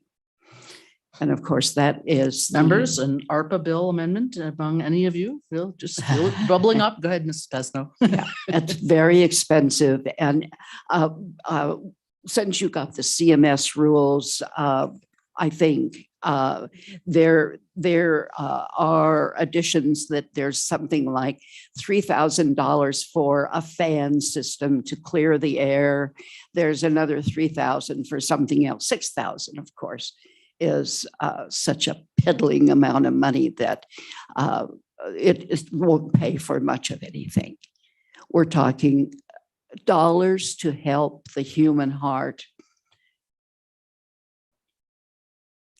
I could go on and on. You don't have time, and there's one more person to speak. So thank you for letting me come up here and kind of rant. Questions for Ms. Passano? Representative Hallinan. Thank you, Madam Chairman. I guess I'd have to ask, do you favor this bill or oppose it? Ms. Passano. I would love to see a way that we can find families can visit families. We can stop this loneliness that occurs, and we do not have to put administrators in a place that they cannot solve themselves. If they had a way that they could speak and for the whole facility, if there is another outbreak, then they could, because outbreaks come from the community into that facility. It doesn't start there. And they could say, we will shut our doors for a few days until we can get oriented here. It is a very difficult decision to keep families. We're humans. It's our heart. It isn't our brain. It's the whole heart, every cell in our body. It hurts when we cannot have someone hug us or even bring the dog out to see us. We are put in this situation because of government, and we know we have too much. We can't solve this as long as government is paying the bill. We are going to do what they say. And the bill came, fortunately, we're talking about this. Fortunately, it's out in the open. That isn't the answer you were looking for. You were looking for yes and no. It is that there's no way we're going to solve it in the shape that it is and what we're trying to do. We need money to build a little place where it's comfortable and sun can come in and families can meet their loved ones when something like this comes forward. We have learned. We're still learning. And there is going to be liability with this bill. Yes. And we think we've solved liability. We have not. Can I just stop you right there? That's a great ending. Mr. Laycock, welcome. Introduce yourself for the committee, if you would, please. Thank you, Madam Chairman. Tom Laycock, AARP Wyoming. While we oppose the bill, it's also kind of unique that we're all working on a bill where everyone's kind of got the same hopeful outcome, that we can find a way to ultimately get our loved ones together. So that's kind of nice to see. AARP over the last 2 years, we've taken CDC data in on specifically nursing home and COVID outcomes. And we've analyzed it and been able to have kind of a running dashboard referred to as the AARP COVID-19 dashboard. So we know that there have been some impacts among nursing homes where it comes to COVID-19. We know there's been about 1,400 cases over the last 2 years of COVID amongst nursing home residents. We know, unfortunately, we've lost about 265 of those residents. I think one thing that has been a little bit frustrating for all when it comes to COVID-19 is that COVID tends to impact different regions in different ways. And so that makes it difficult to accept laws and rules from Washington, D.C. It makes it difficult to accept laws and rules from Cheyenne when we know D.C. is different than Cheyenne, is different than Saratoga, is different than Basin, for example. And I think one thing that concerns us with this particular bill, although we very much appreciate the rigor of the bill's intentions, is that it's once again kind of a one-size-fits-all solution. We're kind of throwing open the doors, whereas I think our preference at AARP would be to, in as much as is humanly possible with CMS regulations involved, leave the visitation abilities open to nursing home administrators and medical directors of those particular facilities, is they're kind of the experts, the boots on the ground there, and that helps them maintain their local control. So that said, I'll be brief and stand for any questions. Questions for Mr. Laycock? Okay, is there any other testimony from the room? Okay, then public testimony is closed. Okay, committee, I think we could maybe actually finish this off, and I would certainly like to do that. Here's what I think. You have before you 2 amendments. Are there any other amendments that people have that you have not, that you didn't follow my instructions and you haven't given to me yet? I mean, I appreciate that there may be amendments to the amendment. I get that because I even wrote in one myself. So committee, in front of us, there are 2. We have one from Representative Hallinan that is basically a one-liner. And then we have the longer one from me, which would actually overwrite Representative Hallinan's as well, because I am deleting that whole paragraph. So does anyone have any thought on how they would, any thoughts as how they would like to proceed? I mean, what we could do is work Representative Hallinan's, and then if we go forward and I move mine, it will perhaps delete that one, but that, I mean, that's okay. Madam Chairman, do we have a motion on the bill? Oh, I beg your pardon. Is there a motion on the bill? Moved by Worf, seconded by Hallinan. Okay, thank you. Discussion. Take my discussion and insert it now. I think that's Representative Hallinan's amendment, the little 2-liner. Okay, moved by Worf. Is there a second for Representative Hallinan's amendment? Seconded by Ottman. Representative Hallinan, do you want to talk about your amendment? So this is on page 1, line 10, after law. Thank you, Madam Chairman. This is a fairly brief amendment. I think it makes allowance for the hospital's visiting hours when non-emergency treatment is in progress. So that would allow the hospital to require that people come during the visiting hours and only when there's non-emergency treatment in progress. The deletion is the next line. The hospital facility shall not impose restrictions on visitation under this section. And that would cover the issue of a mask and other items that the hospital could require. And this would take that out of the bill.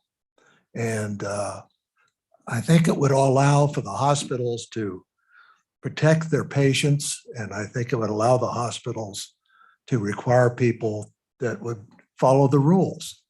And that's why I made this amendment. Thank you, Madam Chairman. Any other discussion? Representative Flitner.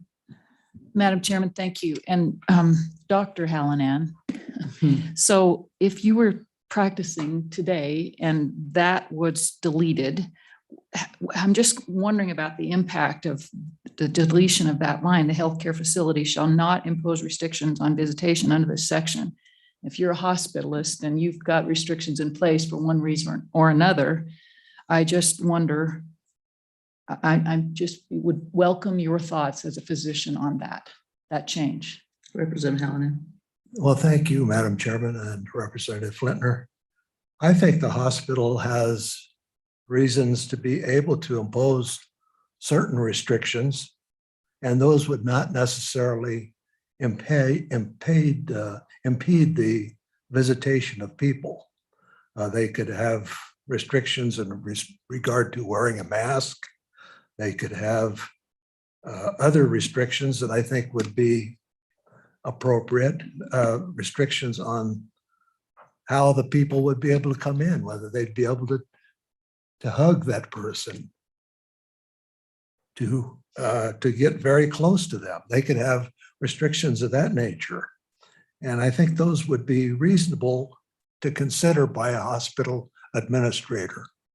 The hospital could make those restrictions and still allow the people to come in for visitation. And the visitation is that's the most important issue, I think, here. And so I think this would protect the hospital's authority to control these visitations, and it would also allow people to visit. And that's the main issue of this bill. So that's the reason for that. Thank you. More discussion? I'll just insert for the members. I was curious when I read the bill, what the definition of healthcare facility was. And you can see that in our own experience, we have our own thoughts of what a healthcare facility is. In 35 chapter or Title 35, Chapter 2, healthcare facility is defined as, I mean, I don't want it, I'm not going to read it all because we're using up time. It's got 4 sentences of different kinds of facilities. So I'm a little bit, I feel like there's, and then the question of what is non-emergent is not defined in this either. I mean, obviously I like my amendment better. So I think it addresses a few more things. Anyway, any more discussion on Representative Hallinan's bill or amendment? Question on the amendment. If you're in favor of this amendment, please raise your hand. 1, 2, 3. Oh, 4. Okay, 4. So in that, well, actually, let's see, we got, oh yeah, and Stivar's not here. Okay, so that amendment then passes. Okay, then I'm going to move my amendment because my amendment actually supersedes Representative Hallinan's amendment. Okay, you have that in front of you, and I put line numbers just for simplicity. First thing I do, I would move my amendment. Do I have a second? Seconded by Connolly. Okay, I have inserted some definition for healthcare facility that normally provides, and I went off the list in 35-2901, but picked ones that are basically at least overnight, long-term care, that kind of thing. So it says hospital, hospice, intermediate care facility, nursing care facility, psychiatric care facility, residential, you have it there in front of you, but I'm reading it so the people out there might know, residential rehab facility or assisted living facility.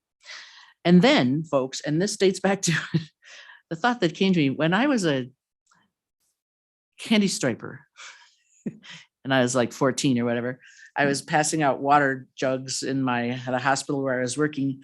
And there was a man there from the jail who had, I think he'd broken his leg or something. And the thought came to me, you can see my bit in lines 5 through 7. This section does not apply to individuals involuntarily detained under Title 25 or adults who've been charged with or convicted of a crime are in the custody of the state or local jurisdiction. And perhaps that is excessively paranoid, but I really didn't think that we needed a person who was an inmate at Rollins who had appendicitis and is now in the Rollins Hospital who gets to have 8 visitors. It seemed like we might want to leave them out. Just saying. Okay, because we're having, it's not nursing homes we're talking about here. I mean, it's any healthcare facility. All right, then lines 8 through 13 of my amendment. Healthcare facility may impose restrictions that limit the number or age of the visitors, limit the, and I'm going to insert the words location or, limit the location or time of day of visitation or require protective equipment or are otherwise required by regulatory agencies. Then further, I have a healthcare facility shall provide a written copy of its visitation policy to every individual admitted to the facility or his representative and shall visibly post in the facility 1 copy of the most current regulatory guidance that imposes restrictions. And I actually put that in for 2 reasons. One, that many of the restrictions that have been so annoying and troublesome for family members come down from CMS and did not just come out of the fertile brain of the nursing home administrator. And I thought maybe it would help relieve some heat on them if they could at least say, look, this is where it comes from. And the other thing, frankly, when I got that call from a person, I think she was in another part of the state where the facility said, well, you can't bring in a poinsettia, it's against rules. It also provides a little bit of accountability for the nursing home or hospital or whatever it is, that if you try to blame it on regulation, you better show that that's true. So any discussion on the amendment? Representative Worf. Madam Chair, I guess one of the questions I have, one of the problems I have with the leaving in rules and regulations, I look at it, if I were to admit my parents into a facility, the terms that I admitted them in could be changed under the rules and regulation process. And I may not have the ability to pull my parents out of that facility once they're admitted. Now, I've never signed anything that denied my ability to make those decisions. And I guess that's the problem I have with this. And I think that's probably my biggest pushback is I don't believe that we ever give up our rights. And I think if I ever admitted my parents and they were dying and I wanted to get them out and I was told, sorry, we've got a rule that came down from Washington, DC that says you can't remove your parents and let them die at home. I'm sorry, I'd be the guy that'd be going in there and getting my parents out because they changed the rules under the contract when my parents were admitted. And that's the problem I have with this is it allows the fluidity to protect the corporations, but it doesn't protect the citizens that are being brought into that facility. And I guess that's my biggest concern with this is I get it. I get we try to be adaptable and we try to move things around, but you talk about liabilities, and I do. I think we all should have the ability to see to the care that we want for the people that we love. And to me, I think it's already been stated, and I don't say this as a criticism to these people in this room, that you guys have done a fabulous job and very thankless position that you're in because you're getting hit from all sides. And I just want to make it clear that my opposition to this is just the fact that I believe we have constitutional rights that should be protected above all else. And anytime we allow rules and regulations to trump those constitutional rights, we as a legislative body should be in opposition to that. So with that, Madam Chair, I will say, as long as it has the regulatory guidance, it just allows too many things to be changed. I can't support your amendment. I like parts of it, but unless you're willing to strike the regulatory guidance out of it, I can't support it. In answer to that, I will just say that I think your statement about sort of the contract you signed when you put the person in is valid if the person is a private pay. Then the contract is between their pocket and the nursing home. When a person is put into a facility and their care is being paid for by insurance, whether it's Medicaid or whatever, then there's another party involved in that. And I don't think you can just say, you have to pay for anything that I want, because that's not how it works, I don't think. More discussion on Follow up, Madam Chair. That's trying to pull somebody out of that facility is not the same thing. Even if I wasn't paying the bill, if my parents are in there and I want them to come home and die at home, we couldn't have done that with this COVID because of the pandemic flag that was put on it. They wouldn't have let those people out to die. And therein lies my problem, because I do think that I understand it. I understand the medical profession trying to contain this pandemic. You obviously don't want to let people that are dying go out and potentially spread that virus or disease, whatever, throughout the whole community. But that is what the problem is I see is, how do you deal with this? And anyway, I'm done. I'll just say another totally political comment, which is, given 90 votes in the legislature, do you think there will be any visitation protections if we don't put the regulatory exception in there? Representative Romero Martinez. Thank you, Madam Chair. And I'm sorry, one more. Bonnie, would you do me a favor and call up? Thank you. Folks, we're up there. They're working there without us, probably just shaking hands. So, okay, yeah, be concise. Thank you, Madam Chair. I just wanted to make a couple of comments. Based on, if we want to know how hospice is done, and you want to know how hospital work is done, you go to the founders of hospitals and you ask the founders of the hospice system. No hospice system would ever try to prevent a person from seeing their loved one. Quick example, trying to be brief. Close friend of mine had that situation. The hospitals were amenable to help that mother in this situation, who was elderly and 91 years old during the COVID outbreak. And they took a proper protocol to release that person out. So I think that fear is way overblown. Ask the Knights Hospitalers who invented the hospital system. who invented hospice, how it works. The Spanish people who went through the Spanish flu, they didn't run from masks. If we're afraid of masks, then you're afraid to serve your country in the military, because if it gets chemical warfare, guess- Representative guess Merton, what? stick on the amendment. You got to Trying put on, Decide how to vote. On the sure, amendment. you got to put a chem warfare suit on if you're afraid of that. I think based on what we have, this is the best solution at this time. Thank you. Representative Connolly, I think you had a comment. Good. Thank you, Madam Chair. I have a couple of amendments to the amendment. Okay. On line 6, delete charged with, or if I can have a second, I'll explain why. Second. Thank you. And it's simply that people are innocent until proven guilty. And I understand a Title 25 hold or convicted of a crime, but not charged with. So my question on that, and I discussed a lot of this line with my seatmate considerably. And I'm just trying to suppose a person has been, charged with distributing drugs, and in the course of being arrested, their leg was broken and they're in the hospital. If they were in jail, having been charged, the jail is able to restrict visitation to a person in the jail, right? Even if they've not been convicted yet.